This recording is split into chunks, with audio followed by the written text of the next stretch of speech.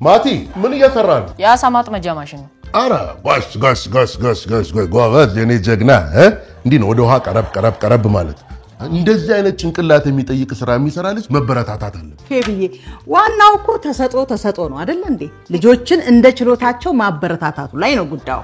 ትላንትና የገዛሻትን ልብስ አቤት እንደወደድኳት። እኔ የምልህ ወላጅነት የሚገለጸው ኮልኮሌ በመግዛት ነው እንዴ? ኧረ አይደለም እኮ ወላጅ ማለት ልጁ ጥቃት ሲደርስበት ያጠቃው ሰው ሄዶ የሚቀጣል። ለማንም የማይተኩ የማይቀጡ ሰዎች አሉ አይደል እንዴ ፌብዬ? በትክክል እናቴ። ምን መሰለ ይውልሽ ከዶሮ ወጥ የበለጠ ቀይ ወጥ የምትወጂውን ደግሞ ሩዝ አዘጋጅቼልሻለሁ። ቅድም የበያን ሚስት አገኘኋትና እንዴት ያለ ፍርፍር ሰርታ ሰጠችኝ መሰለ። እንዴ ሆዴ ውስጥ ቁጭ ብሏል። አልንቀሳቀስ ብሎኛል።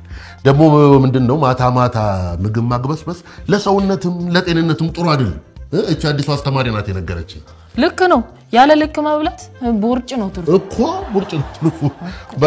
በጊዜ እንተኛ ይሻላል። ጤናችንን ጠብቀን እስቲ እንግዲህ እናያለና ቦርጫ ሞዴል ይኖር እንደሆነ እናያለን።